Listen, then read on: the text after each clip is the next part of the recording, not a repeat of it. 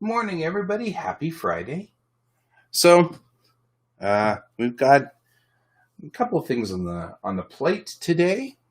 So we're going to be working there. Let's see here. I'm going to do a couple of things.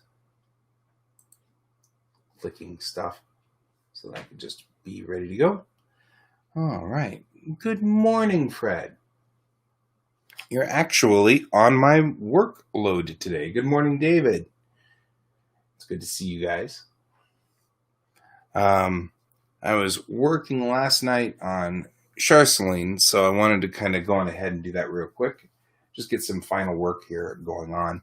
I'm not going to spend any time on Charceline, so that's fine. But we were talking about, I do want to get a cross-section concept in of the Polaris before we move on. I'm going to go on ahead. David, I was going to do just an hour today, but then both Pepper and Raph can't make it today. So I just might as well go on ahead and do 2 hours on this one. And then just check in with you to see where you were on your goals. And then in fact, we could do that real quickly since it's just going to be you and me anyway. You had to do the background for your character, and start your next, or start your mini. So there's that. And you had a Battle Cats fan art. How you doing on all of those? I'll drink coffee. That's where we are on that one. So, yeah, while I'm waiting for David to reply, all the paint came in today for my shelves. So I'm going to replace this entire mess that's back here that has gotten to be completely out of control with these wonderful shelves that my wife had, half done in the background, sprayed black, the mini, and no on the Battle Cats fan art. Well, I get that. Hey, and it's fan art. So as much fun as fan art is, I don't put that as a high priority, generally speaking. I can't get paid for it. Sad. And stuff like that. Well, that sucks. It's weird. It's like everybody's unemployed, but everybody's getting called into work. It's just like this weird middle ground thing. Where nobody has status. It's so strange.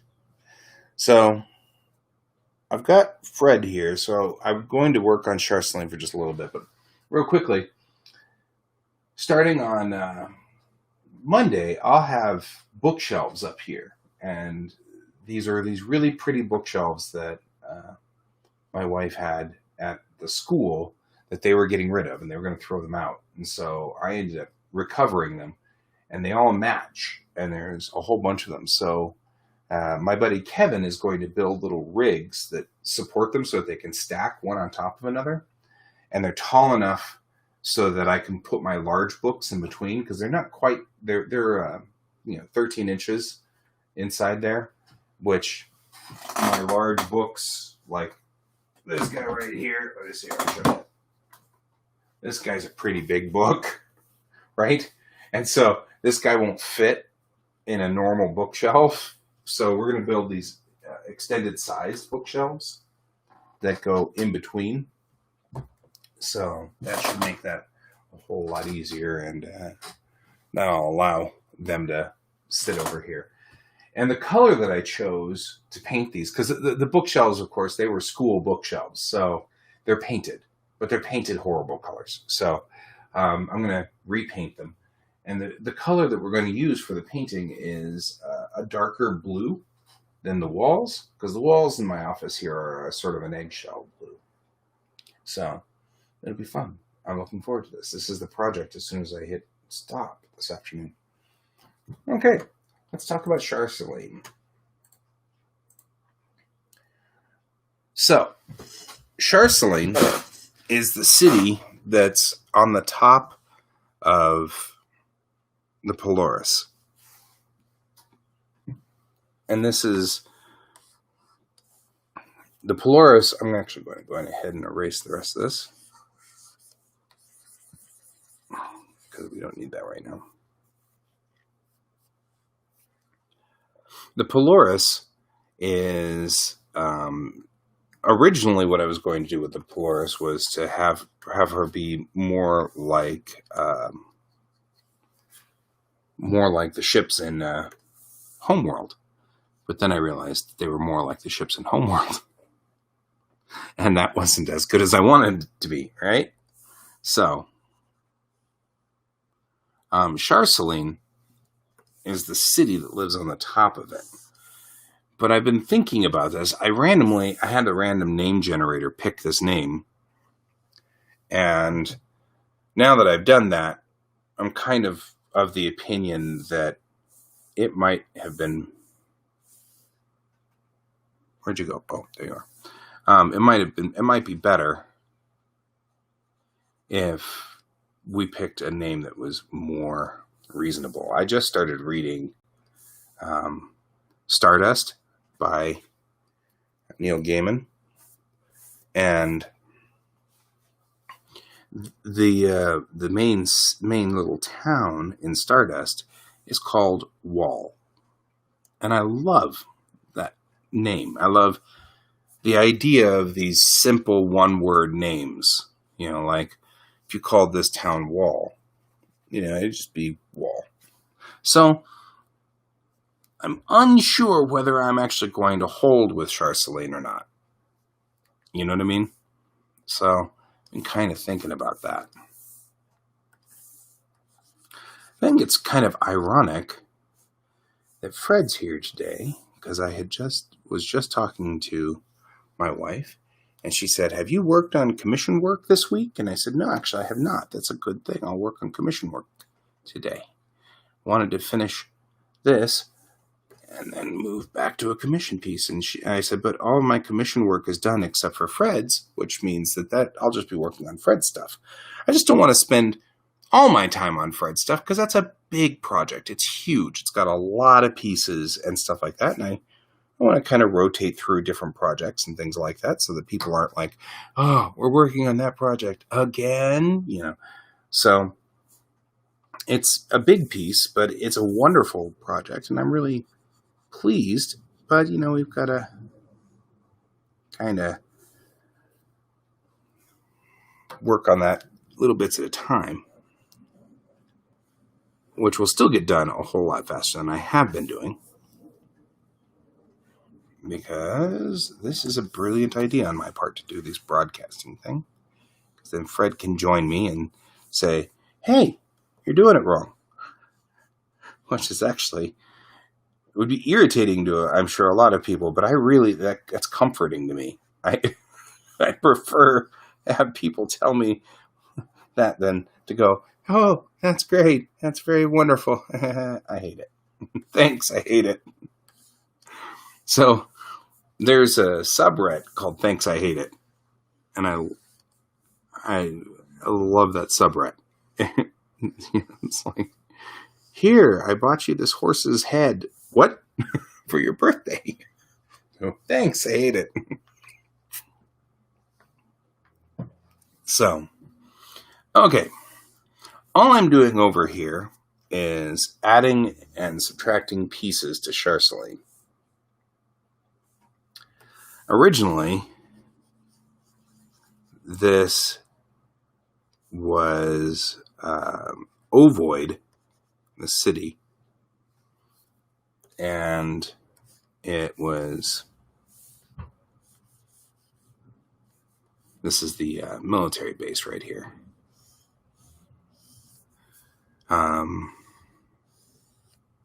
So originally it was ovoid, and that was because of the nature of the station. Originally, the station was set inside a spaceship, so I made it ovoid to make it kind of work. But then I've recently decided that really what the Polaris should look like is like a flower. It gives it a nice biological feel, makes some sense, and so the city sits on the top of this station now, So if we've got like here is the mount for the city. We've got the city in a dome like this, right? Here's your buildings and things like that. Then under this would be some buildings that sort of drop below. And then right here would be the docking doors for the larger ships.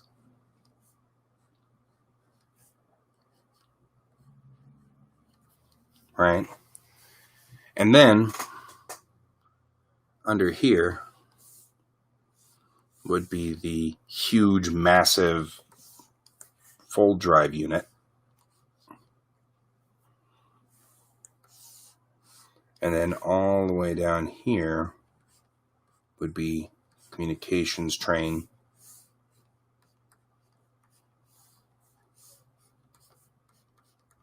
And I'll clean this up later. Communications train. And ultimately,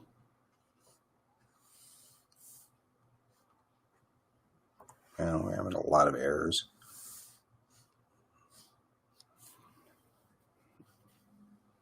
In the subspace sail. Right?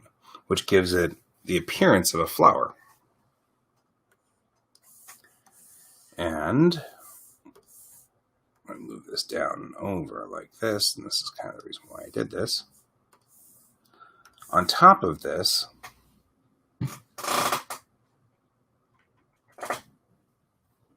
up here will be these petals, which have solar ability.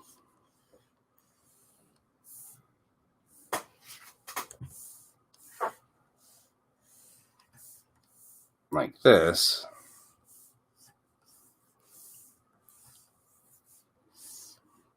And they have the ability to reflect light or flip them around, and they've got solar panels or whatever. And in case of a battle, they close over Charceline so that the big glass dome isn't an exposed object. So, this is part of what I've been working on here. There we go. So, all I'm really going to do today is just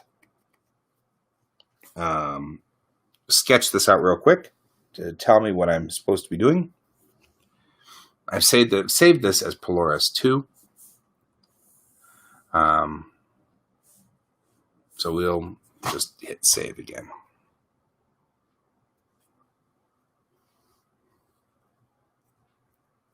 Hey, cat. Well, I know how that goes. I feel you, man. I feel you. Okay, I'm going to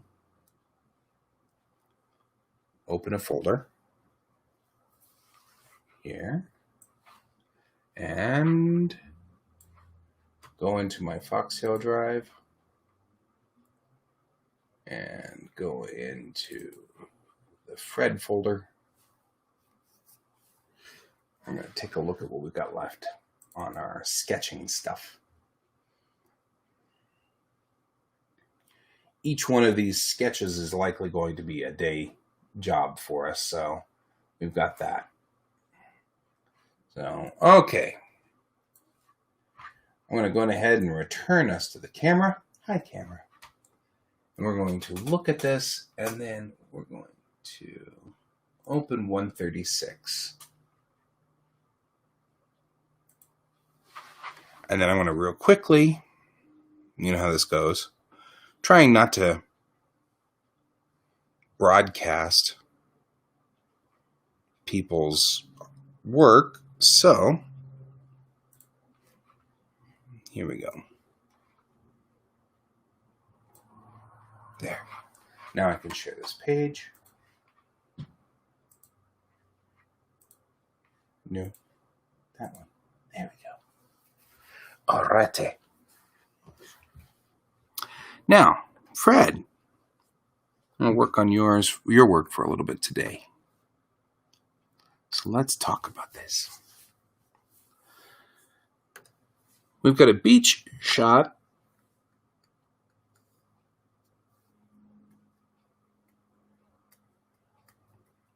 So this one's pretty easy because the instructions from Fred are really straight up. We're going to have this surfer popping out of the water and a Gwen popping out of the sand staring at each other, which that's pretty straight up. We got our surfer dude right here.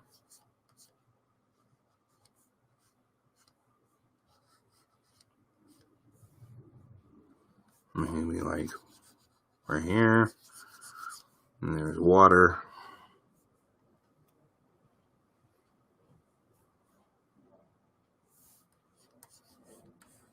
The only problem is at the end or at any point where these guys would be within a foot or two of each other.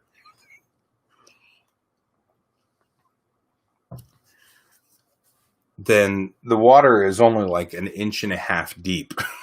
So him popping up out of the water is going to be difficult. So we could put him in a pool or maybe a tide pool, but it'd be hard to... Any place where there's deep water right next to land is rock. So there wouldn't be Gwen in the sand there. So the only thing I can think of is to put like a block or something like this so that the water is just lapping up against some kind of block here. And we have sand, right? And then ploof.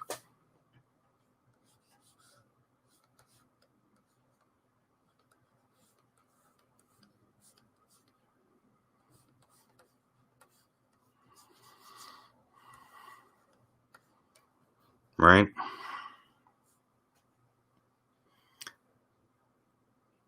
Zoom out. Hey, Brent. We are zoomed out. I mean, I can zoom out to there, but I think you really mean to full page.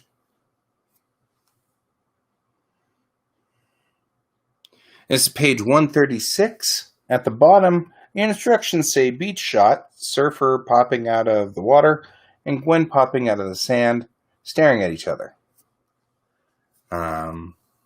So if you're looking at the problem I've got is zoom in, says Andy.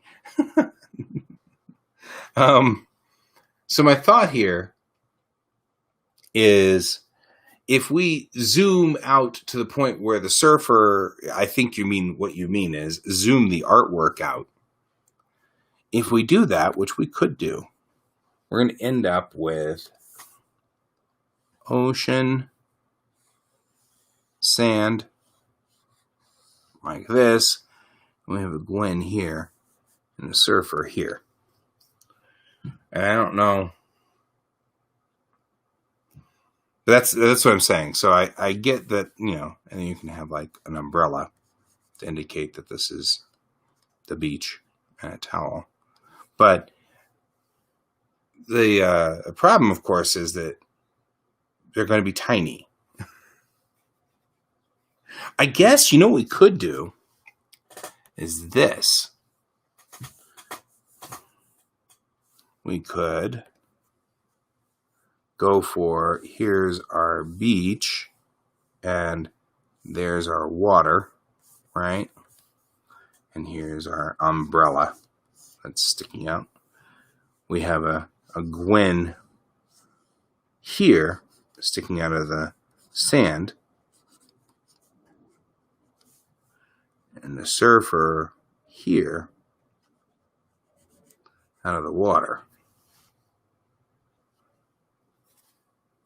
That might be the answer right here.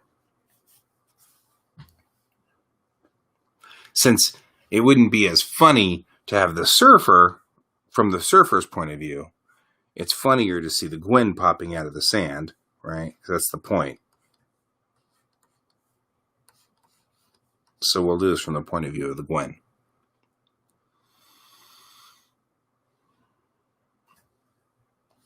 The sun setting brilliantly over here. Mm-hmm. There we go. Now we have a sunset. And suddenly, this is lovely. Welcome to Fantasy Island. I like it too. I think that's it. We'll call this one. Okay, so what I'm going to do is trim it back like so.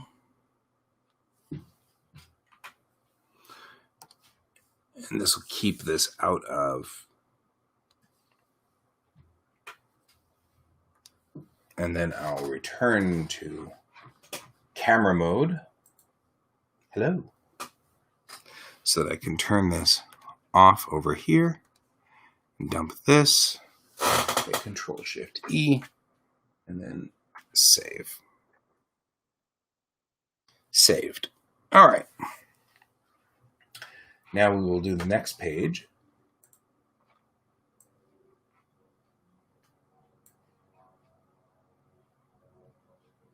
'48's done, 49's done, 51's done, 192 is done, 193 is done, 200 is done. 202 still has something on it. So let's take a look. 208 has repairs that need to be done, so we'll go back in and do that later, though. All right. Let's do this real quick. I'll block out things so that we can bring this up.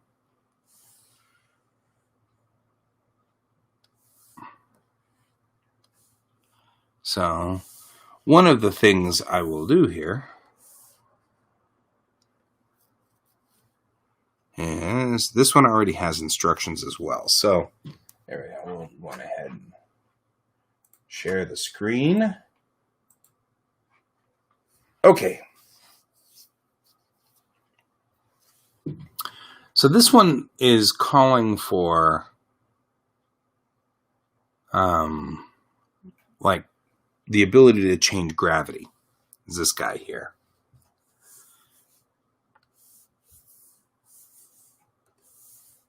So with this, we're going to be doing, we only have a small little thing here. So originally, this has this guy scooting along, but I had another idea. What if we had some guy, or maybe girl, because I've got a lot of guys here, right? They're on this, so let's get them thumb over in the right place, guys. Kind of like this, with looking like this, and the shoulders are here, and the butt's here, and the legs are over here, and there's like a cube floating here, and a pen, and this thing, and a cat right here who's very confused, and, you know, going meow with the claws out like this, and floating backwards. I mean, the idea here is we're in control of gravity, right? So what if we were to make it so that this individual is floating and she's having floaty issues, but entertaining floaty issues, right? Like she's trying to control gravity here. And this is a book right here whose pages are all open and stuff like that. 202. This is page 202.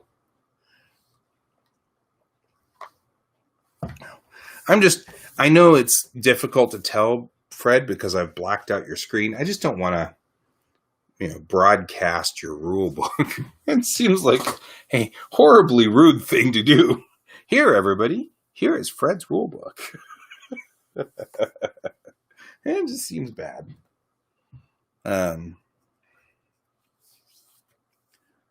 So my thought is, we're working the gravity kinesis thing. Right? So 202. And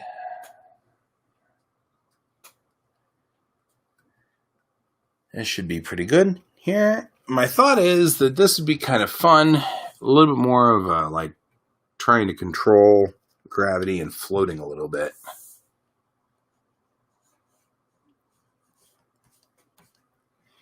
Kind of doing that.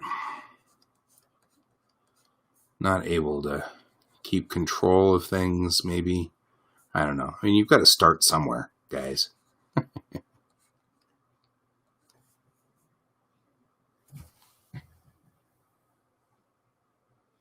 Can it bend it upward?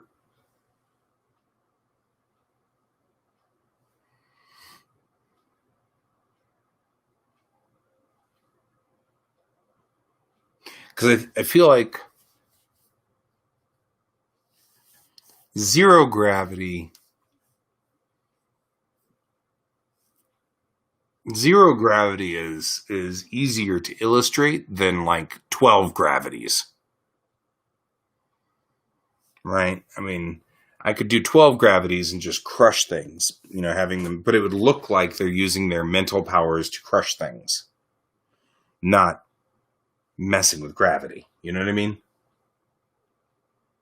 And I'm looking at the original drawing that we did over here, and it looks like the whole point was to skip around. Well, maybe she's the advanced magic user.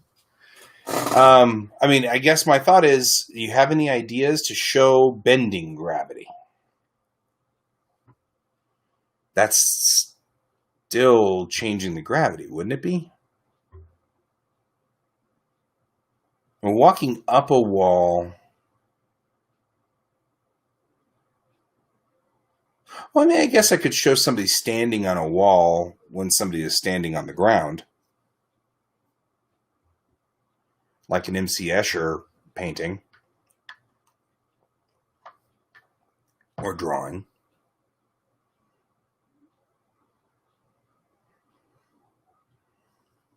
I don't know. It's a thought process. So what Fred's saying is that we're trying to illustrate here that gravity... Here, I'll try a different one. Like we could do somebody standing like this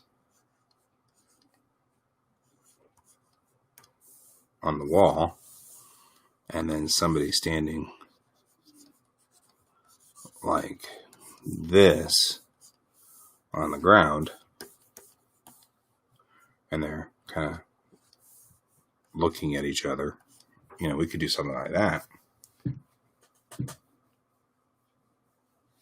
Oh, the slide was for the ability above.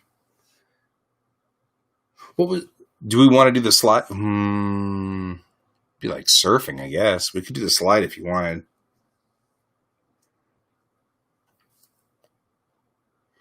Although, with the title right here, I would say that it might be better to put this with this section than that section. Hello, Brent. Welcome back. Or should I say, hello, back. I'm Dad. Because, I mean, really, dad jokes are universal, and they don't ever stop. I'm just saying.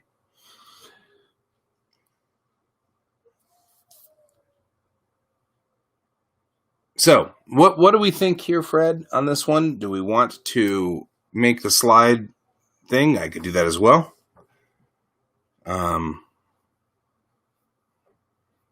I could do this picture.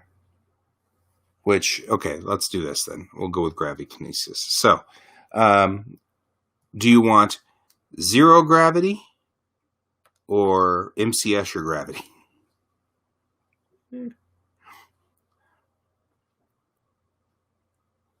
That's where we are on this one. MC Escher gravity or 0 gravity?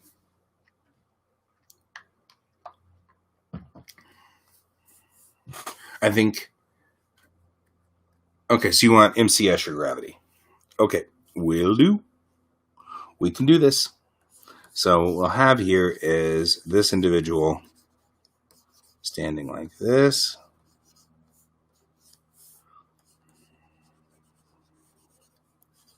Looking at this individual who's going to be standing on the wall.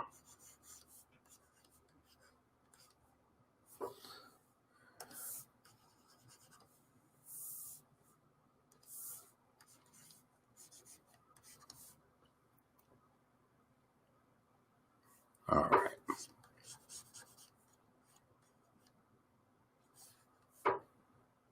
And I should probably make him looking up like, hi, what's up, dude? Why are you up? Right? We'll figure that out. This is one where I definitely am going to put it into 3D because otherwise I will never get the perspective right and it will drive me absolutely bonkers for the remainder of my days and I will hate life. So, okay. So let's go on ahead and real quickly remove this. Clean it up so that it's not on top of the artwork. And Control Shift E.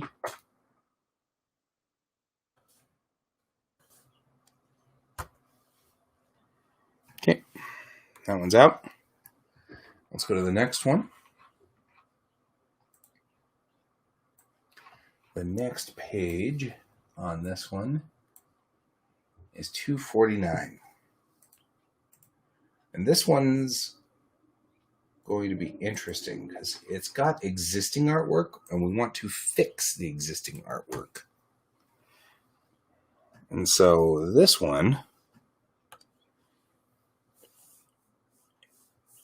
is going to be kind of complicated because I'm not 100% sure what's going on with this guy. So this is going to be one of those. Let's share the screen so that Fred can see what I'm talking about. Okay, Fred. We've got this wonderful, wonderful picture. And the request here is to redraw the giraffe rhino thing. So my question is, what specifically do we need to redraw? Because the picture looks great to me, and I don't know what the problem is with this particular piece. So let's go ahead and let's talk. What are we looking for? What specifically? Because if you really just want like a different leg or something like that, that's a far easier thing to deal with than to erase this entire piece here and redraw it from scratch. I mean, it gets to the point where my style and his style are so conflicting, it almost would be easier if you wanted to... I mean, I could match the style. It'll just be hard. So, you think so? Because I got instructions right here that says that. Those are my instructions. Instructions. Redraw the Giraffino. 249. If you want to keep it, then that's even better, because that's one less problem on my problem child list. And I don't know what we were... But I mean, I've got instructions, and that's... This is your hand. Literally your hand. So, I know we were at one point in time going to do that, but we don't have to. We don't got to. And if you want me to actually redraw the entire picture, I could do that as well. if there's a problem with the Girafino. But we don't got stuff. I'm okay. So I'll hold here for just a second and let you figure out what's going on with this page.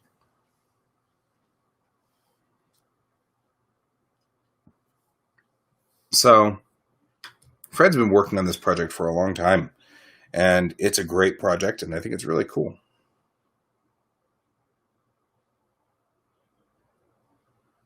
Well, I actually do not remember what the instructions were, just to redraw the Girafino.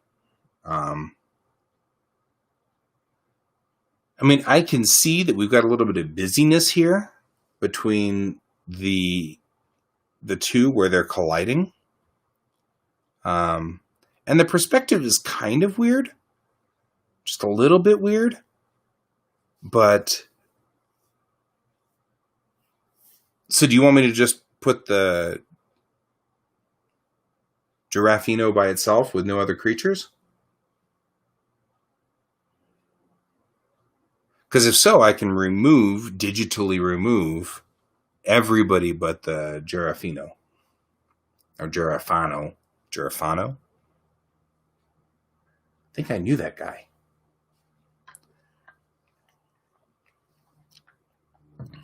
Anyway, back in the war. When I was in the war. So if you would like me to do, okay, then I will do that. In fact, we can just talk about that here. We'll go on ahead and just talk about what this would mean by removing all but this guy. Right?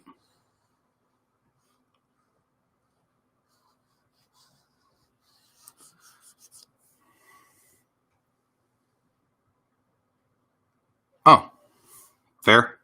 I can do that too. Do you want it in this spot?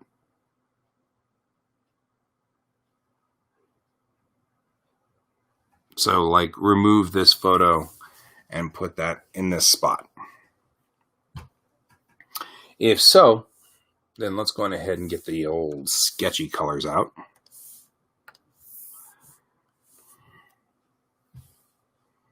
And we'll talk about it this way.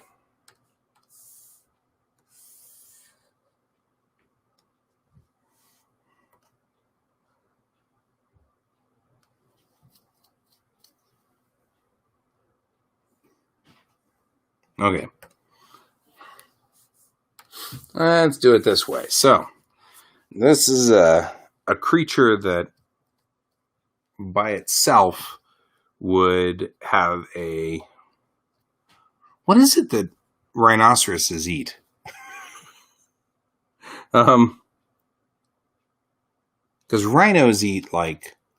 I mean, something weird. What would be something weird that rhinos would eat? Because if so, I would probably draw...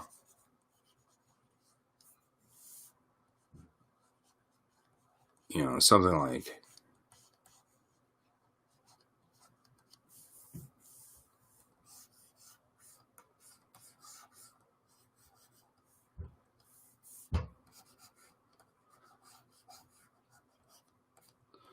like this.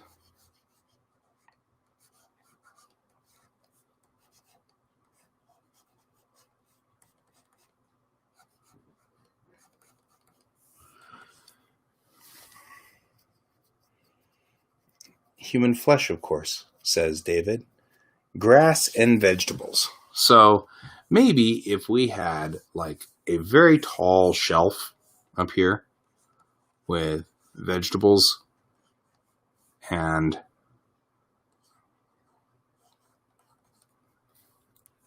our Girafino here is like, hey, you know what I got? I got the vegetables because I'm totally long-necked. He's like, rah, eating these vegetables up here.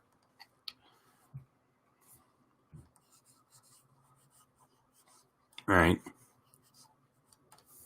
And then he goes all the way down like this. A long neck. Yeah, well, so I'm just thinking it'd be funnier if he was eating veggies like from a shelf or something like that. A food store. It'd be funnier. Right, so we got this huge shelf thing, and he's up here getting the veggies. And they're up here, stored on this top shelf. Right, so he was standing like this.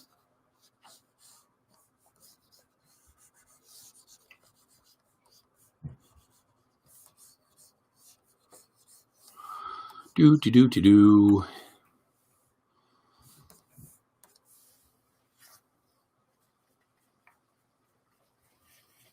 Right, so we've got kind of his torso here. Maybe actually he'll turn him this way so that he's going the other direction so we can see more of what's going on up here.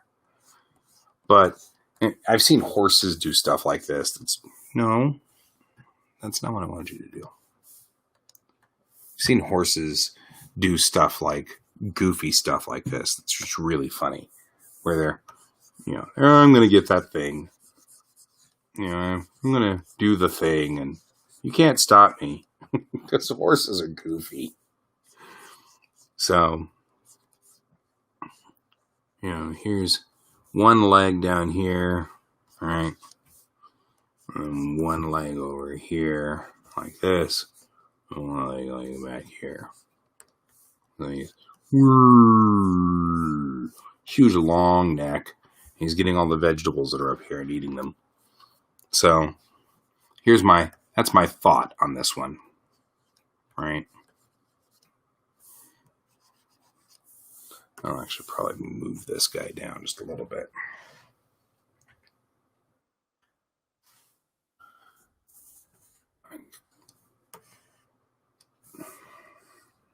Yeah. Make this a little bit bigger. Yeah. So something more like this, my thought. So like you're looking from up here on the top of the... Yeah, that makes it even better. You can grab it. Like that. So... Yep. This is important. I have to make all these noises. Right? Give his little lips there. And, you can kind of give him the old, whatever. There we go. Do it like that. You figured that out. That just seems like a fun thing. What's your giraffe doing? He's going after all this stuff. There you go. There. How about that? So now we've got this going on. This seems like a thing. Actually fix this. I'll come back to it. Don't worry, I haven't destroyed anything that much. I haven't destroyed that much yet. I will destroy things, don't worry. There we go. I'll come back to this guy. So, okay. So our giraffe Girafano has decided to eat these veggies, and he's going to get to it, whether you like it or not. Even if you try to put them out of the way of the Girafano, he got it anyway, because they're giraffes. There we go. And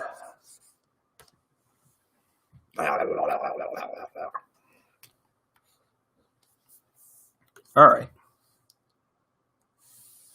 I'm going to do this. Delete. And then do this. delete. There we go. Undo that. There we go. There we go. So that'll be what we're going to do here. So rather than just redraw we'll just do that. That should be fine. Okay, I'll switch back to camera mode. Hi. So I can turn off the blackouts here, flatten the page, and save it. All right, the next page. Girafanos have prehensile tongues. Okay. Open with. This is easy. Well, this isn't easy. But I don't have to black out anything. Alrighty. So this is a terror bird versus an Einstein worm.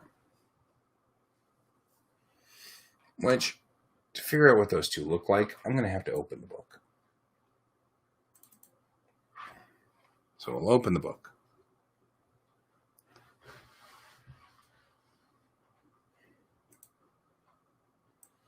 Go all the way down, because this is page 279.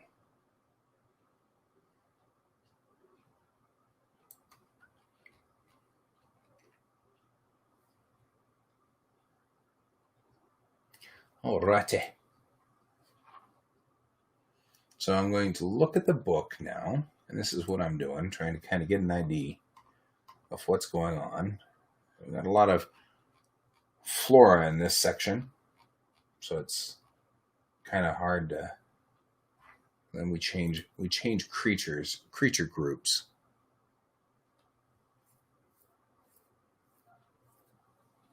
Thank you. I go quite a ways back for that. 238. There we go. Well, that's right. These things warp out of warp gates. Okay. So Einstein worms look like flying teeth fish. The toothy fish that we used to have in the Precambrian area, or in the Cambrian era. So I'm just going to give it a big mouth full of teeth, because that's a thing, right? All these teeth. Teeth. There's extra teeth inside. There's teeth for the teeth. There's more teeth. Teeth. Okay. So this guy's a bony fish. So he's got the bony fish head. Like that. It pays to have all this anatomy class, all those anatomy classes that I got. All right, so we got the bony fish skull. And then I have it folding over like this. Has these kind of flipper arms.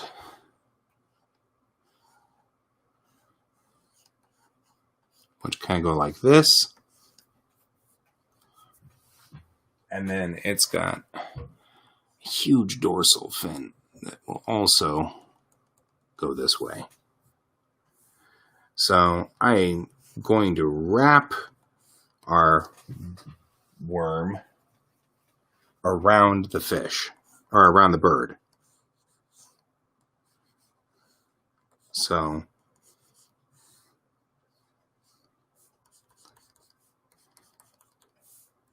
I'm going to do that. And then, like, he's figuring out how to get into this mess here. So the body is going this way, right? And coming back around. And we'll get to the rest of this guy, but we don't need to right now worry about this, but I do need to know where his dorsal fin goes. So we gotta go like this. Okay. And this guy's got these like streaks and stuff like that here. There we go. Then we'll head to 274. Book. And look at the terror bird. It's a chicken. It's a big chick.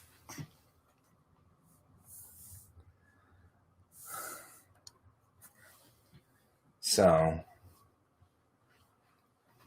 we'll have him over here, right?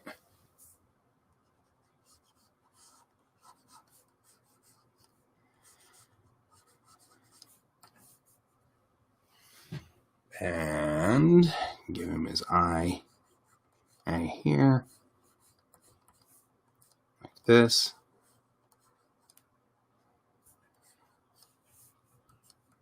And he's not doing good. He's pretty ticked off.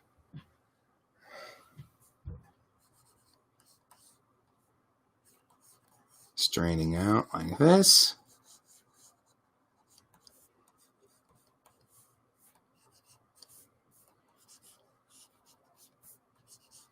With a wing out like that.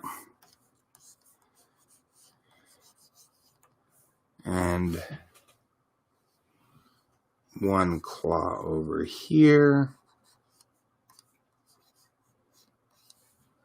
Like he was almost on his way out of this picture when everything went to hell in a handbasket. All right, he almost made it. The Einstein worm got him. The Einstein worm's having drumsticks for dinner tonight.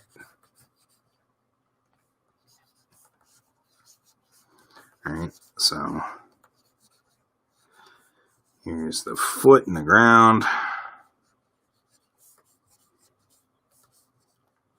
Like, he was almost out of here, man. He almost did it. And a worm got him. So I'll put that there. It's kind of like a parrot, yeah. I don't know, it looks more like a chicken to me, like a chick, it's a hairy bird is what it is. I think it's just a hairy bird. Hairy bird. That's like the name of a justice, I think. I'm easily entertained. Hi, Anna. And on that, guess what you just joined in on? Yeah, well, there's that. Okay.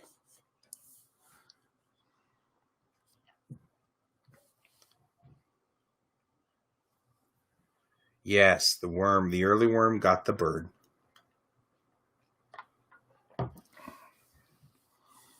Okay. So this guy's got like evil fish face going for him. Evil fish. And we'll put this into the ground here. We got like super dramatic ground going for it. You know, everything's super dramatic. I feel like the worm could have come out of nowhere. But I figure it's fish worm. So we've got the fish worm here.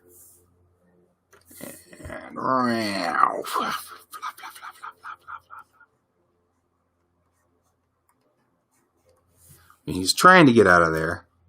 He's digging in hard to the ground. But I think it's too late for him. This poor guy is gone. He's lunch. He just doesn't know it yet. He hadn't given up.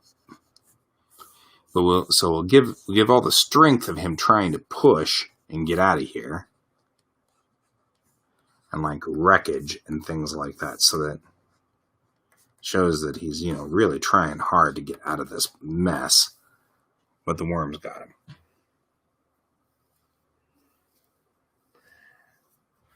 Yes, so I figured the portal may have already collapsed, but it would be like behind him, like right here. So the portal opened because these worms come out of weird space. So put the dorsal fin through here and like that.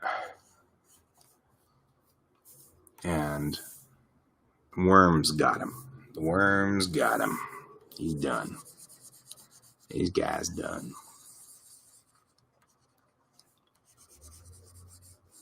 Right? So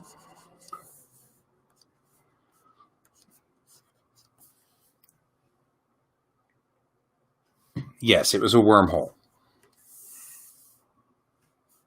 That's exactly what it is, and I'm sorry, Fred, but it's now a wormhole, and there's just nothing we can do about it, and you're doomed, and we're never going to let that go.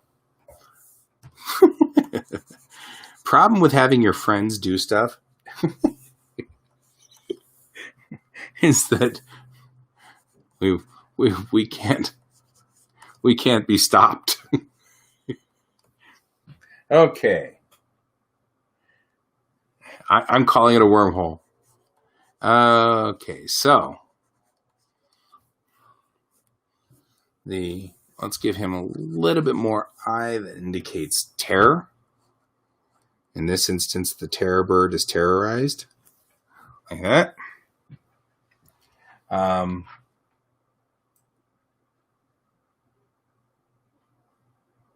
I'm going to go look at the worm real quick.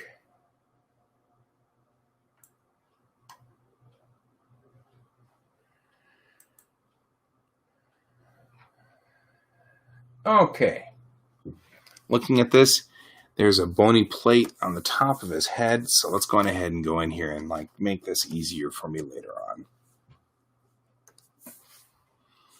Bony plate, head coming through like this. It's almost something more terrifying if he doesn't have eyes that look like they're evil. This is Fred's RPG book, which is what I'm working on here. So the bony plate, the eyes are actually, because this is like this is an anthropokic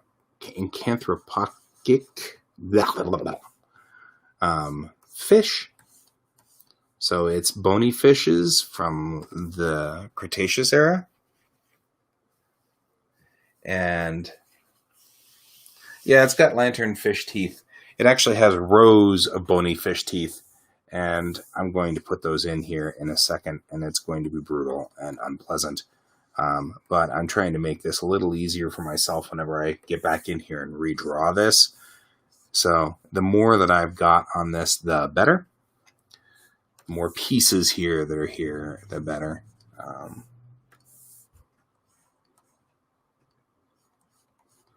Bony fish eye up here at the top, which is just black. There we go. And then we'll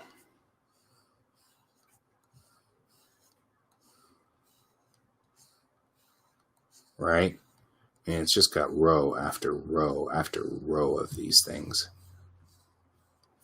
And this is a nightmare. You don't want to run into these in the water. You don't want to run into these in the water. And here we are running into them on the land. Right? And that's the whole point.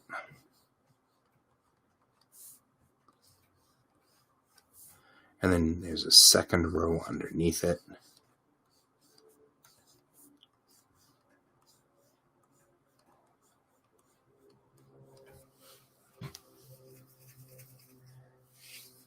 Yeah, it's very much lamprey. Yeah, that burb is dead. That burb, he gone. Mr. Burb, he dead.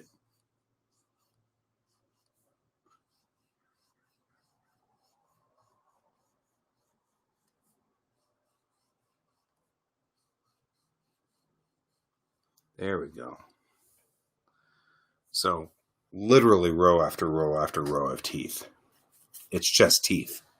It's teeth all the way down. I mean, actually, looking at the picture, it almost looks like there's a small internal mouth in here, which, a la Aliens, like that, with even more teeth. So he's got his external, right? And the anatomy of this shows that I've got like 2 rows of external and then an inner mouth with more teeth. It really is. It's awesome. This is not something you want to meet on a dark alley, in a dark alley. I mean, this is nightmare fuel. This stuff's great. Which, that's great. I mean, the universe here, this world is fascinating in that instance. So play the game when this book comes out. Everybody should play the game when this book comes out. All right. So there we go. There we go. Like that.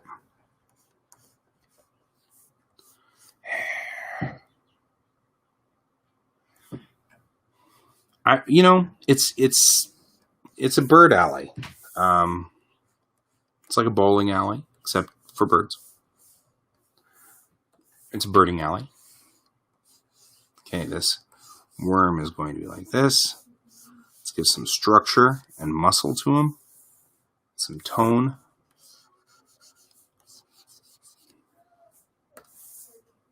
Like this. There we go. So it looks like he's wrapped around in a lot of ways. And he is. So this is one leg on the burb. Right? And this guy is wrapped this way. So we'll give a little bit more structure through here and through here to indicate that.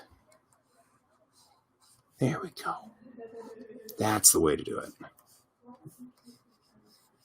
And then to get rid of our converging tangents, drop the tail down just a little bit. I'm finishing the art. I'm working on that right now. I think you're hearing my wife in the background. We'll put some mountains back here. Everything's mountainous terrain in my world. I'm a Coloradan after all. So tell me if I don't want mountainous terrain. This is a terror bird. A terror bird. So, there we go. And I'll put like a freeway in here so that it looks like he's running across the freeway. Yep. So, normally I would say hi to her, but I'm trying not to encourage her coming in here and talking, because that would be bad. Not bad, just a thing. So,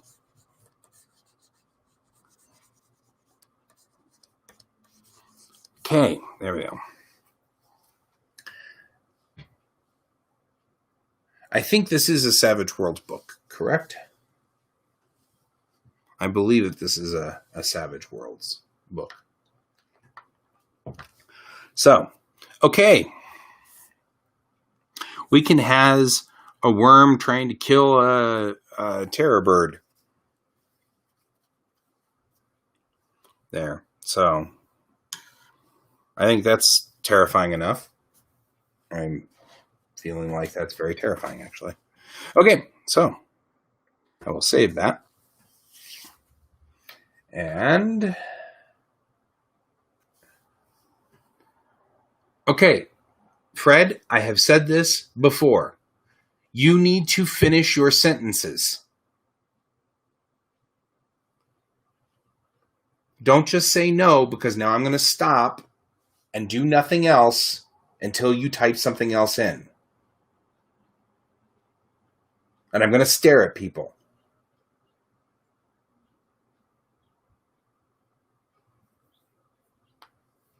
Okay, see?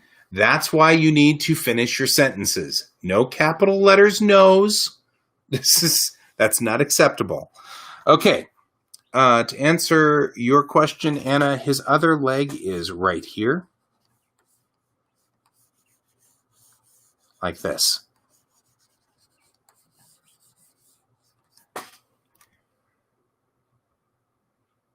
Yes, well, I'm chatting to Fred. Are you on a different, you may be on a different Facebook thread. Yep, lifted for running. He's running. But Fred may be on a different Facebook page. I can't tell. They're all just little Facebook icon things. So, okay, so Fred doesn't have any problem with the picture. He's having a problem with calling it Savage Worlds. So I'm going to call this good. And, yeah, and Anna, I will be probably fixing the converging lines on that one whenever I get back to it. It'll probably bother me enough.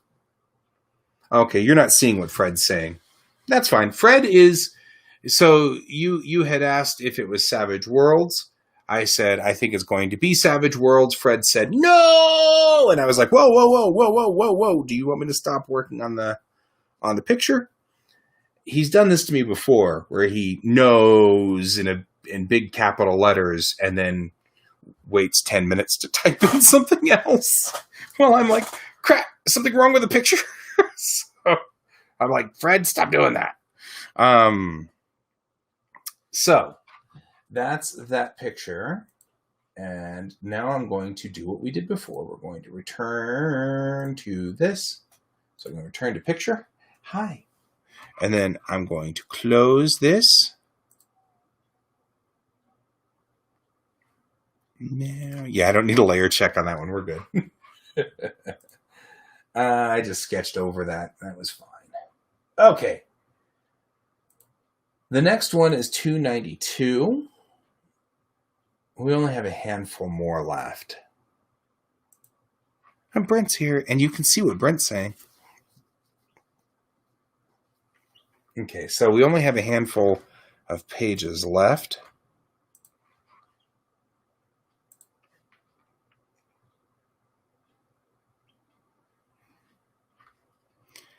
Fred, just like my kid, you're picking nits. Don't pick nits. Because it doesn't matter whether it was literally 10 minutes or whether it's 35 seconds. 35 seconds of dead air is bad. So we can't have 35 seconds of dead air. So I think that what's going on is that one of you guys is on GS Davis Arts pages and one of you guys is on my personal page. And so if you're replying to the video there, they are in two functionally different locations. So that's probably what's going on here. All right. What we've got here is some pieces that just need to be fixed. They just need to be redrawn. So it's not a big deal. It's just some minor art that just needs to be fixed. Because it's... So, like, this is probably, like, this is just a leather case. These are all items that you would have like on a table or something like that. So let's get some ideas of what's going on here.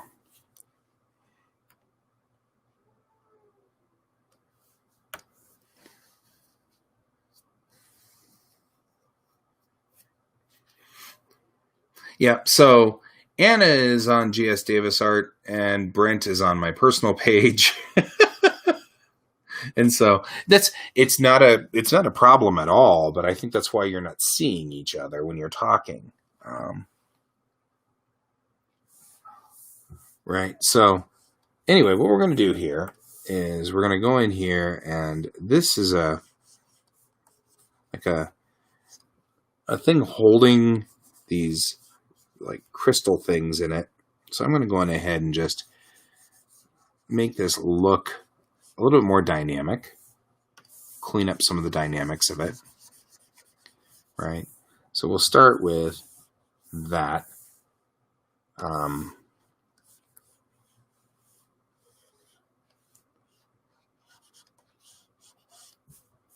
There you go.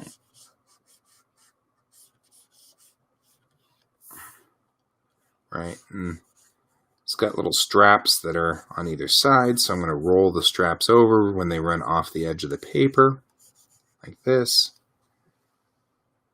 You don't have to. You're good. You can be wherever you need to be, Anna. You do you, boo. And then I'll put fasteners on it, because I didn't see any fasteners on this. These are crystals, so we're going to want them to look like crystals here. But we'll do this, and then you have your cup of coffee back here, just to give it some concept or perspective of what this is. So there we go. Like that. All right, a little cup of coffee up here. And these crystal things are here. They're like loaded in these straps.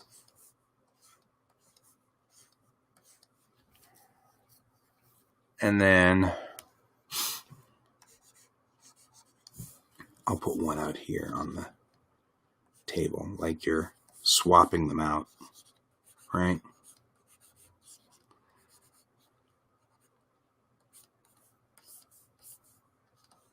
There we go.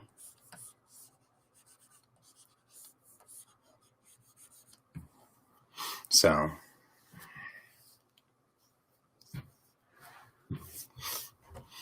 the idea here, and then I feel like this will go this way. So I think this is an armband unit, so I think it goes around your arm, which is fine.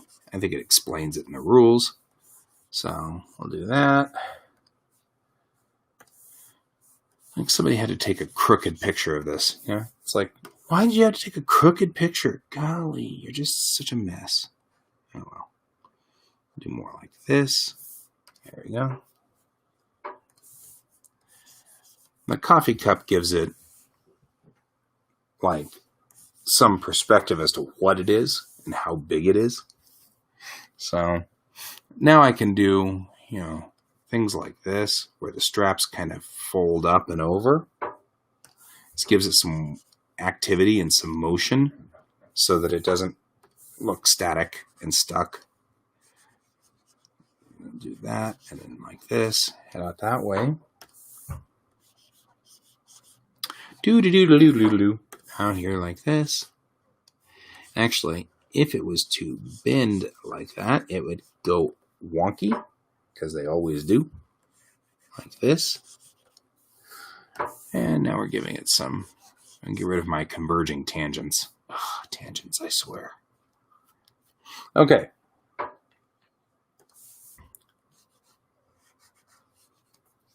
There we go. Make that work there.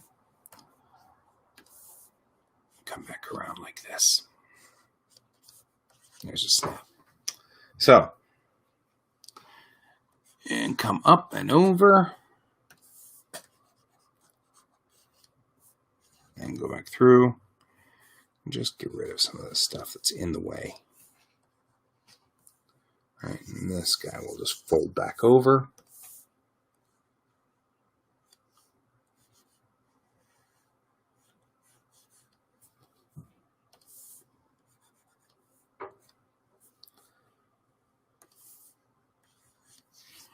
There we go. So that's that. That helps there. We've got that piece. And now I'll move over here. And all we have here is this is like a crystal weapon of some sort. So it's crystal with a wrapped, not a weapon, but it's like a tool-ish thing. And again, all I'm going to do is just change its perspective. So put that there and wrap it like this. And then out like this.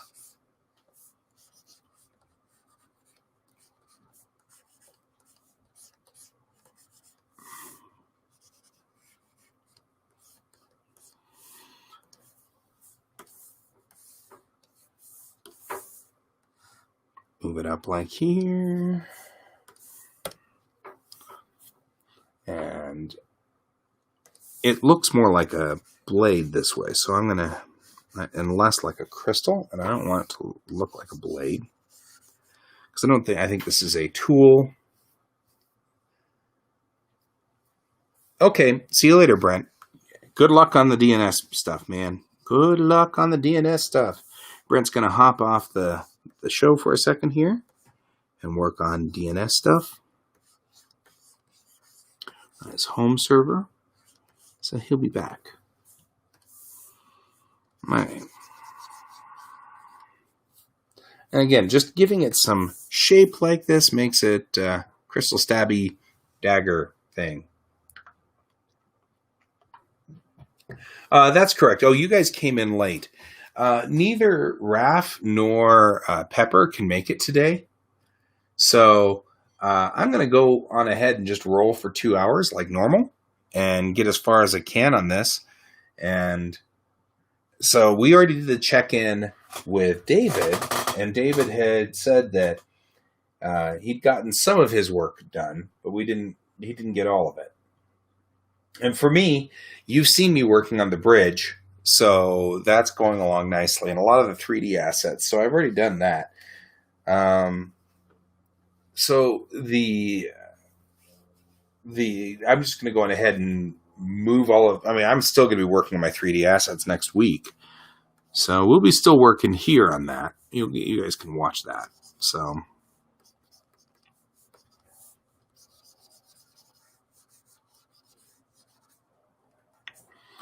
there we go. And this guy's stabby.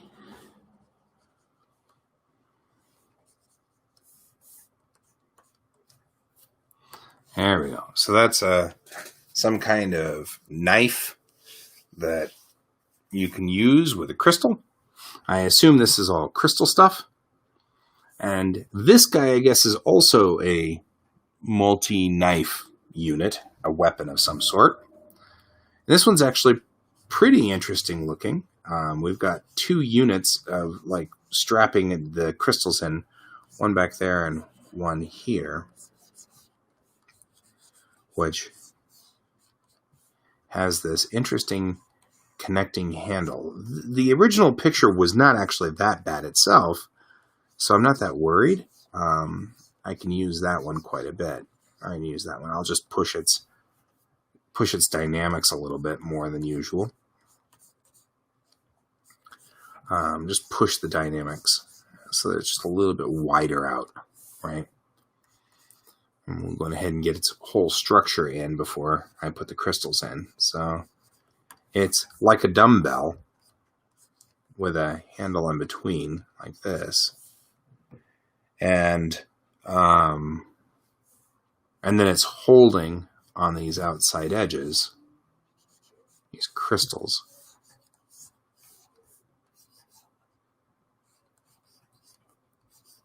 All right. And we'll do this and this, like this. And there goes the trash truck. That's important. So it's holding on the outside edges these crystals. Okay, see you later, Fred. We'll be done with this, and I'll go on ahead and finish this page and then move back to what I was working on before. So, okay, doing this, going through here. There we go. That's more like what we're looking for here. We're just doing a little bit of 2-point perspective without the points. This is like Iron Man perspective. So you know how we always talk about how I hate perspective, right? We always talk about how much I hate perspective. And then I go and do this, which is completely doing this all Iron Man-y and not actually using points for my perspective at all. And then I'm like, I wonder why I hate doing perspective so much. And maybe it's because I try to freehand my perspective all the time. But, you know, I never seem to stop. And I haven't figured out what my problem is. So there you go.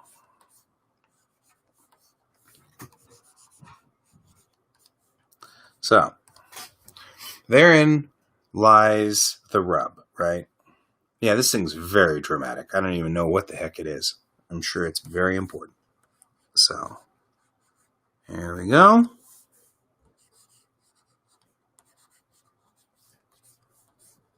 There. That thing is... Really? That thing's badass looking, doesn't it? I don't even know what it does, but it does something horrible, I'm sure. Sure, it makes people feel bad. In some way or another. Most things in role-playing games are designed to make people feel bad. So, okay. There's 2 other pieces on here that are these guys here, and I'm actually going to just leave it alone, I think, for right now, because I'm good. And I'm going to do this. So we're going to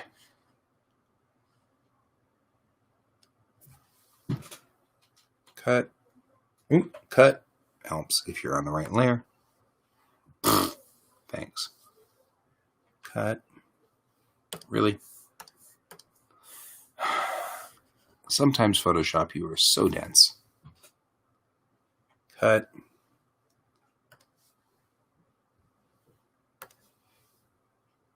Right? That's what it does. It just insults them. Stabby, stabby. And your mother is ugly. I'm just saying.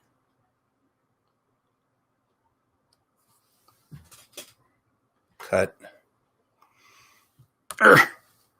Thanks, David. Cut.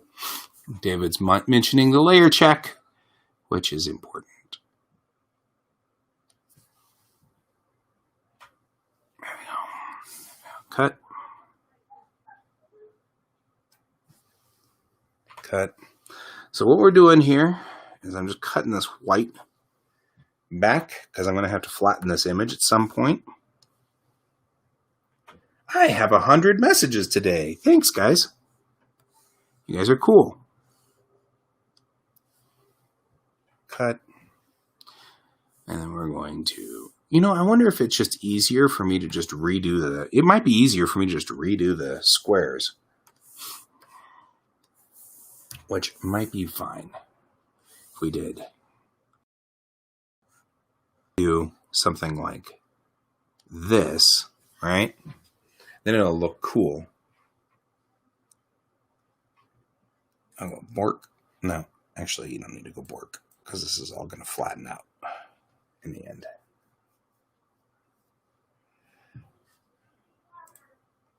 If I were to do this,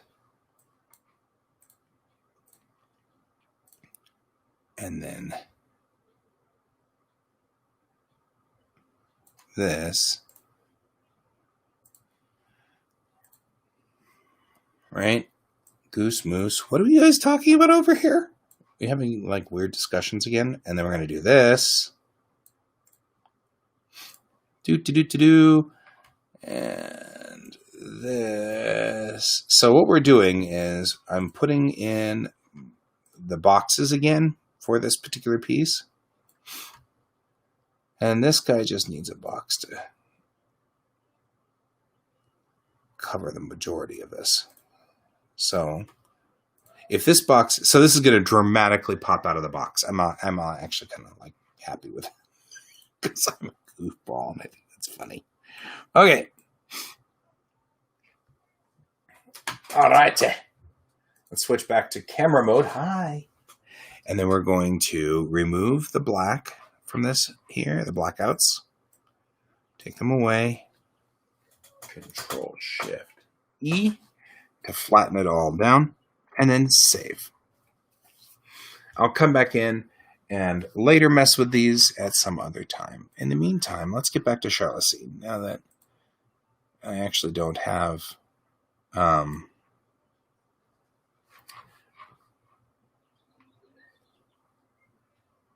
you know, it's not working. So we're going to get back into Charlotte. Charlotte is the primary city of our story in Bellatrix Rising. So I don't know if you were here, Anna, during the beginning of this when we were talking about Charlotte earlier. But this is originally Charlotte and the Polaris. I imagined the Polaris being a much like the Homeworld ship, right? Kind of like an angelfish, so to speak, with the city kind of placed in the center of it. But then I realized it does kind of look like the Homeworld ship. And as I have started actually trying to play Homeworld recently, I have recently realized just how much I'm accidentally stealing from Homeworld, and I didn't mean to. So then I had another idea, which was, what if I took the Polaris and made the Polaris like a flower? It's much more of a biological shape. And then these are the solar panels and arrays that are actually armored. So the arrays can fold down onto the cityscape, and the inside the arrays, I actually kind of envisioned that when you're inside the arrays themselves, here's a petal, if you will. The arrays are lined like this with mirrors on one side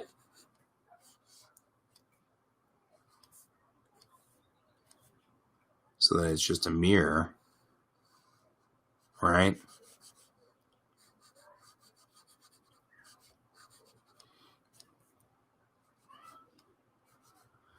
And then it rotates to become a solar panel.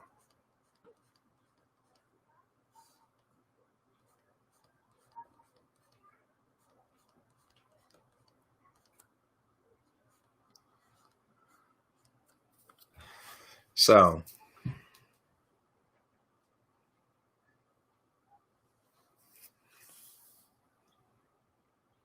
from the movie Dark City, I don't actually remember the movie Dark City. Yes, it would have a stabilizing effect on it.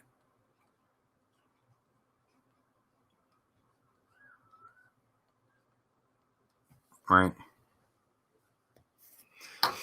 So the long spike, this section here,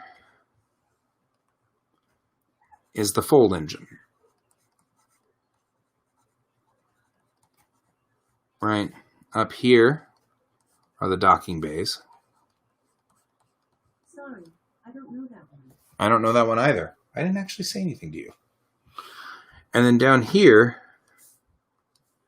is the communications train.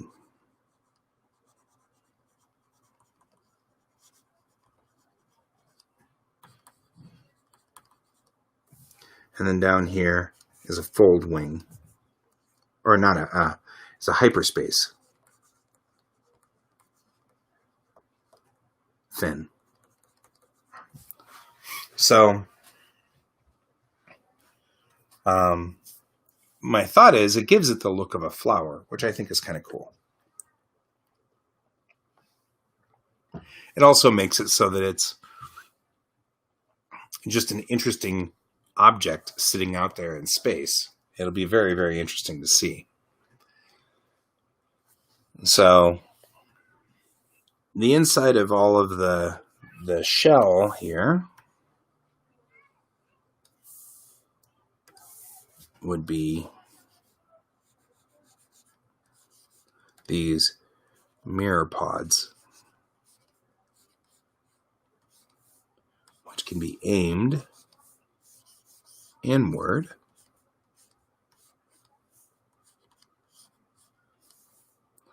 like this. And I'm just sketching it in. So we've got these multiple layers of mirrors that live inside here, or they flip over to be solar panels. And the reason is because that way, if the sun is over here, these guys could be solar panels or mirrors, doesn't matter, but they can be solar panels to collect the sun. But this guy, being not really that useful, can tilt mirrors so that the sun can come in, or if they need to, just deflect it back. So it does one of two things, but they can rotate.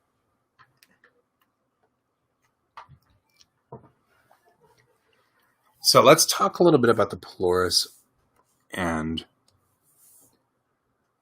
the construction right along the bottom of the city. And the reason I'm doing this is because the more I get this straightened up, the more I can use this straight away as the design for my 3D model.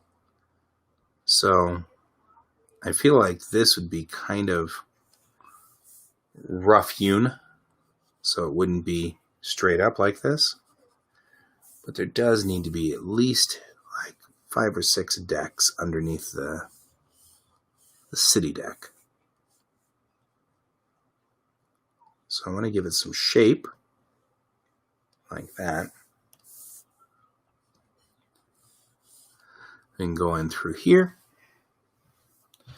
And we're going to clean up this and then clean up that, because that just didn't come out right. It's getting closer. We're getting really kind of resolution-y, aren't we?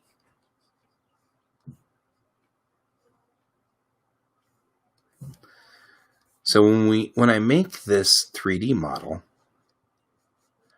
I'm going to just set to the center and then just build the line around the outside edge. And that'll give me all of this structure that I'm building in here. And then I'll just rotate it. I'll lathe it in. Now that's the question right there.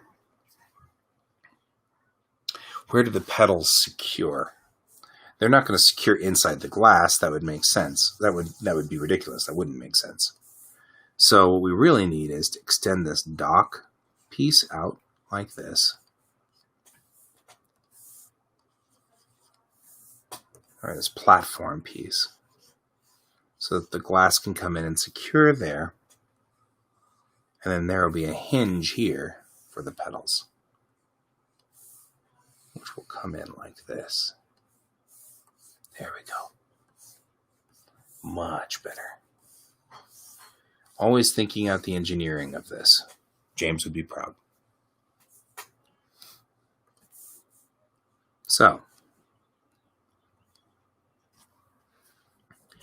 what will probably happen is there would be an armor plate here as well, sort of offsetting it, so that when the pedals close, the plates are together. And when the pedals open, they've got clearance to get around the outside edge of this, this piece. So this is important. We're going to end up with what will look like a castle kind of thing going around the outside edge of the flower or the city. Right? We'll have this effect, because then the hinge will be here And the hinge will be here. And the hinge will be, you get the idea.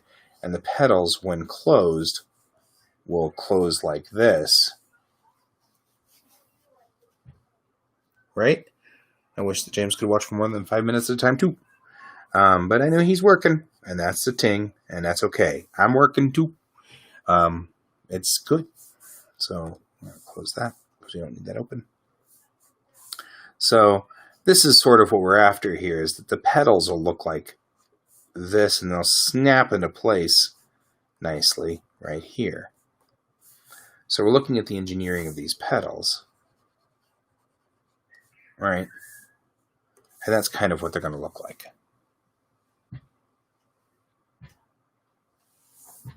Yeah. And locking the petals open would be a major problem for this. However, I had this idea. You want to talk about weird. I've had this idea for a while that what we really have is a structure underneath here where there's this rod on each one of these petals. And in this floor right here is a spinning disc. Okay? And the disc is shaped... the disc is shaped kind of like this.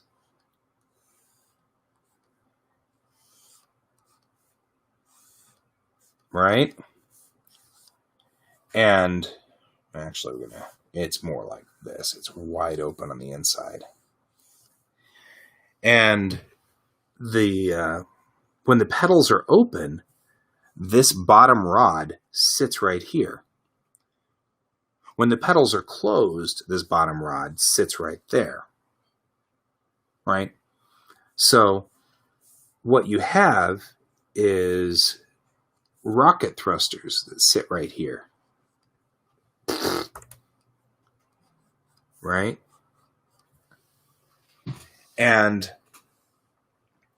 normally, under any normal situation, you just have a machine that cranks the spin around and just ting, ting, ting, ting, ting, ting, ting, ting, ting, and that's not a big problem. Right?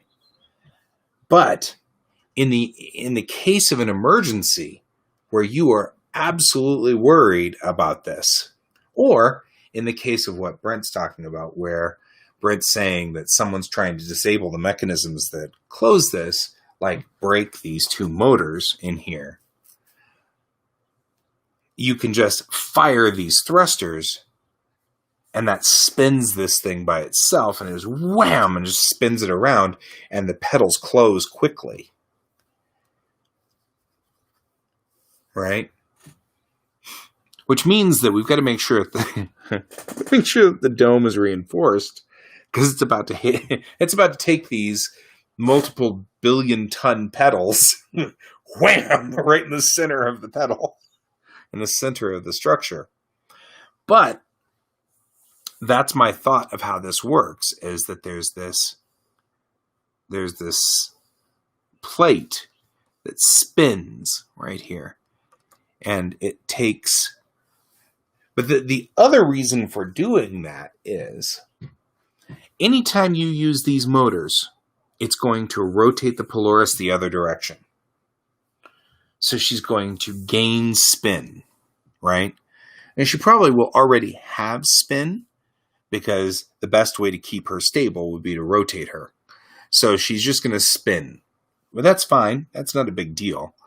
But if you close the petals, you're going to either increase the spin, which risks centrifugal power or centrifugal problems on the outside edge. So the further away from the center of the city you are, like this lake would start to all of a sudden spill water up onto the dome.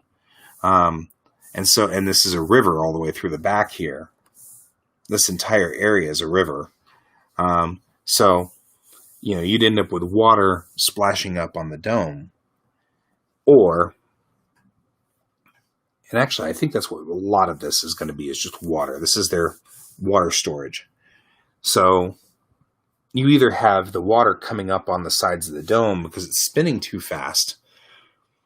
Now they've got gravity control, so the technology has gravity control, so they could either counter the gravity control, and that'd be fine. So it's not like it's a horrible thing, but it's wasteful, right? You could just spin the Polaris slowly enough that there's no centrifugal problem.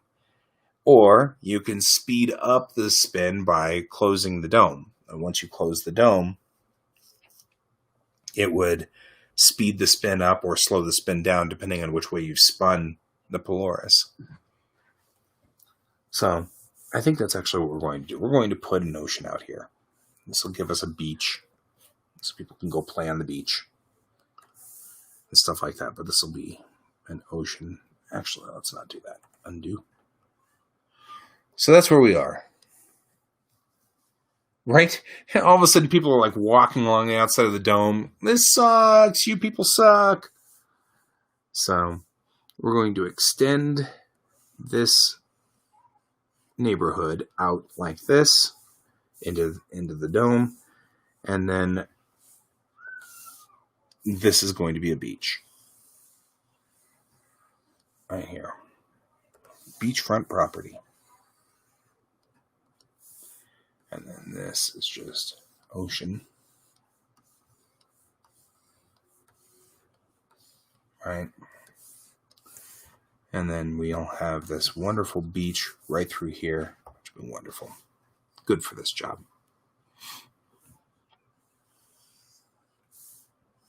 Right. So we get surfing and stuff like that going.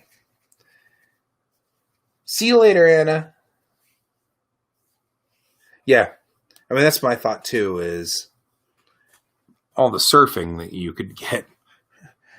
Because you'd have, no matter which way you'd have it, you'd have cycling water from either the Coriolis effect that of having this thing circle and rotate.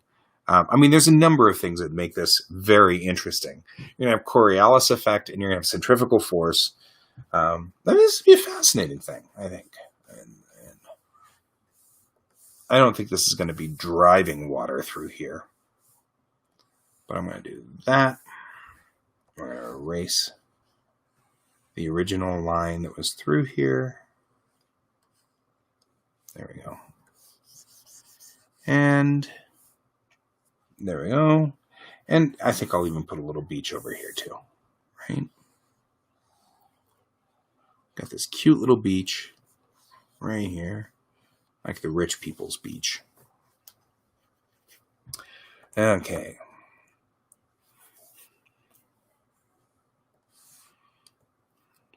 And this is the water section here just, whoa. Water section just keeps us so that we don't have to. We'll put another beach over here.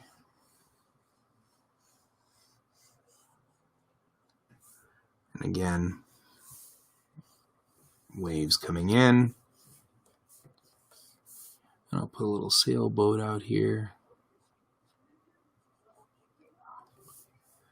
A little boat over here. Kind of launches and stuff like that to indicate that there's shipping traffic. Okay. So we got like a beach here and some boats out in the water and stuff like that. So, I mean, you can't put big boats out there, but you can put little launches out there. And I feel like the water is passing under this forward section probably a little. So there's that kind of thing going.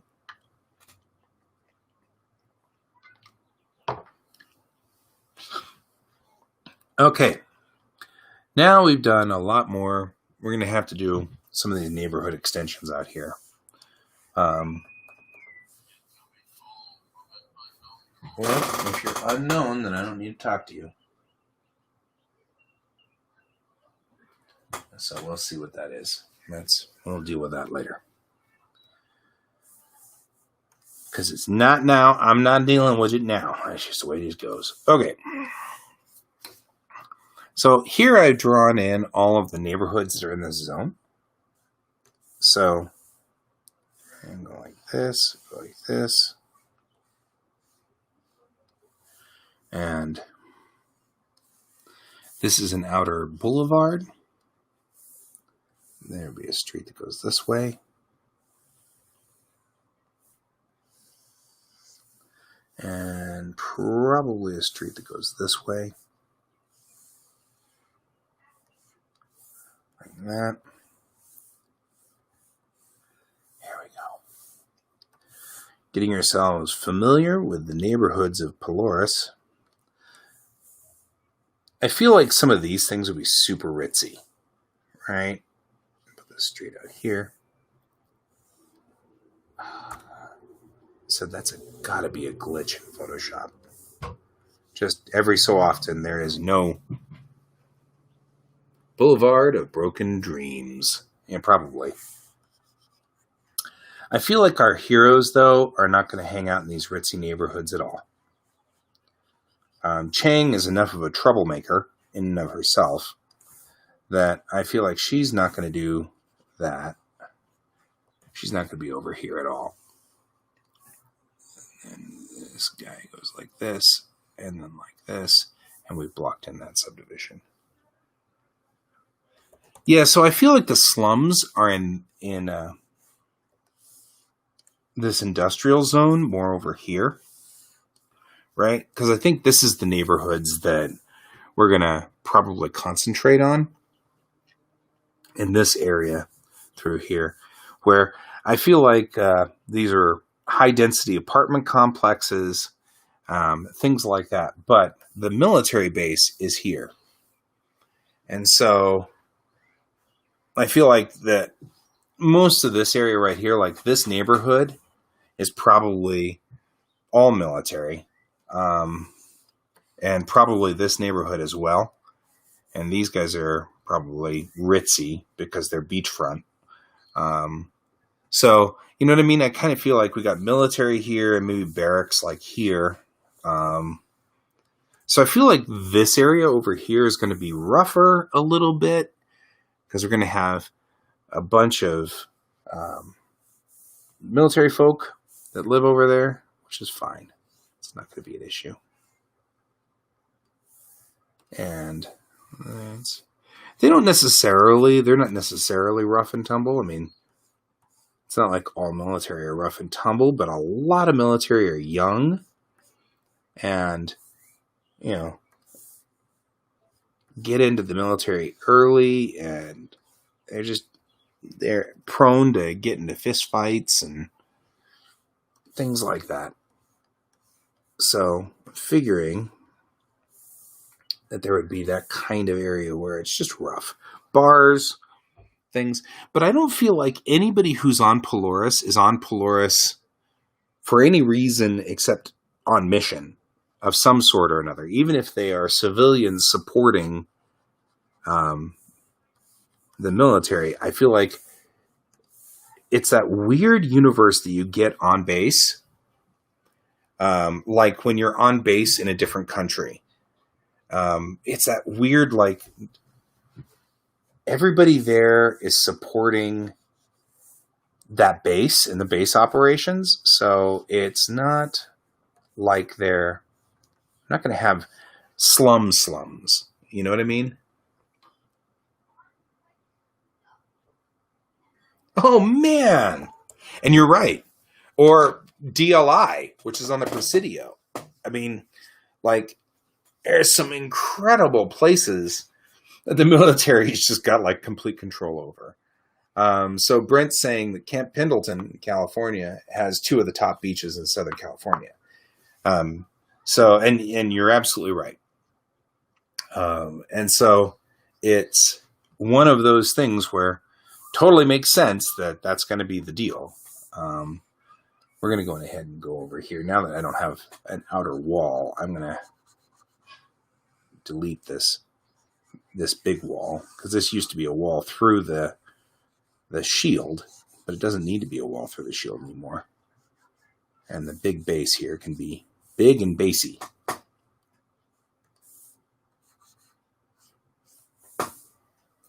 So,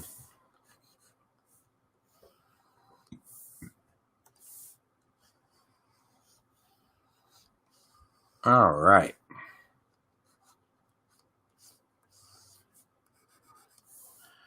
There we go.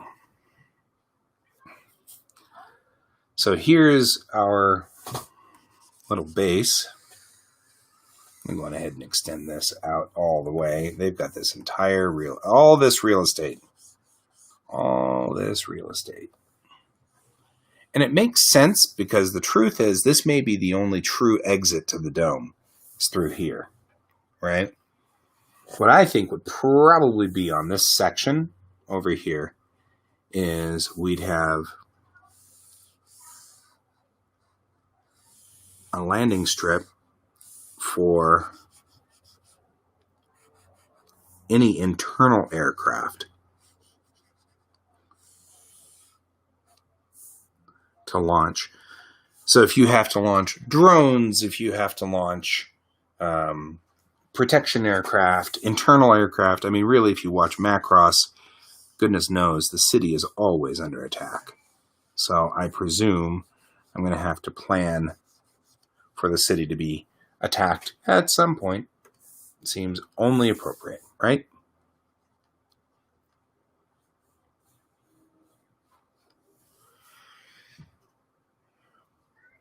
And then outside here would be docks to dock in. Except that we've got to remember one very important thing about Pelorus is we've got the flower petals. So I don't think that there'd be... The docks are going to have to be a deck below, right? Or here in these docks, which is where the big starships are kept. The battleship. There's one battleship on board Pelorus. 4 cruisers, 4 heavy cruisers, and like 5 light cruisers, and then 3 destroyer squadrons, and then a ton of just little ships, support ships, and our hero's ship is part of that. So, the number of things that we can do now in this are great. I like the way that this story is working out. It's coming up much, much better than before. Yeah, so there would be aircraft because aircraft are easy. Again, back to the same thing we were just talking about with I'm going to call this and then just come back and put the video back on. We're talking about a little bit about like ease. It is, right? Talk about ease. Things that can use air for lift takes a lot of energy off of the engines. If I want to just make an engine to just sit there and hold thrust down, I could hold, this guy. He could hold easily above the ground, right? I can just hold him there. But then the engines are constantly thrusting, pushing, holding you in above the ground.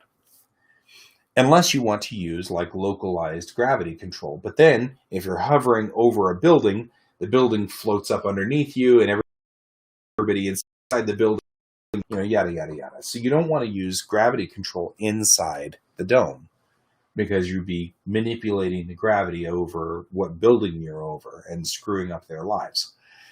So it's for just routine operation, just everyday operation. You just patrolling the dome, looking around, things like that, just getting an eye on the sky, traffic control, things like that. You'd want aircraft that use the air because we might as well use the air to our advantage. So that's my thought. So there would be an airstrip, get in there and, just enough push to get lift and get an aircraft airborne. So there'd be a strip. I think that'd be good. But then again, you can't I was going to put a dock on the outside edge, but somehow we'd have to put the dock inside the gearing mechanism for the pedals. And that seems like that'd just be a mess. So let's not do that. Instead, just go down and go out. Yeah, David, you're an air boss. You're in charge of your person is in charge of the air control people here in the little airport. There you go. You're an air boss. So that's sort of where we are heading on this one. I think we're getting pretty close to done here. We're getting close to done for the day. But, yep, you're in charge of all the flight operations in the dome. All of them. You're Lieutenant Griffin. You might be a lieutenant commander if you're air boss, CAG. In the Navy, lieutenant is actually what would be captain anywhere else. So that's, I don't know if you wouldn't be. Well, I don't know. Lieutenant commander depends on how many aircraft you're in charge of, as to whether you're. I mean, if you're in charge of like 5 aircraft. You could be a CAG. So, yep, LTC Griffin. So, that works. I keep saying Griffin. Like, with the wings. I do know what I'm saying. Clearly, I just don't know what I'm saying. So there you go. We could have that going on. I think if there are any spacecraft ready for dock, they'd probably come out of, or like, they may have a Corvette or 2 sitting in a dock underneath that base. Well, that's what I was saying, Brent. If he's in charge of like 5 aircraft, it's like CAG. It's like a CAG on a carrier, right? He'd be in charge of an air group, effectively. If it's 100 aircraft, then yeah, it's more like he's got in charge of a battalion, and so you'd want to rank him up, because that's a lot of people. So he'd have to be a lieutenant commander, at least. So that'd be your major, right? And then a light colonel would be a commander. And then by the time you get to captain, you're at full bird. So that's where we are on that one. Weird, but true. Wonder if there should be a little island, like a little island sitting out there. No, because everybody would want the little island. It'd be like fighting over the little island. But I do like the fact that you can surf now on Polaris and you can sail on Polaris. I don't know if there should be. Yeah, I guess there would have to be winds of some sort, like, in order to make that a thing. Otherwise, you're just motorized out there on boats. Any kind of surface craft would be motorized. I think they'd have weird things that they would do. So I've been thinking about this. The first story.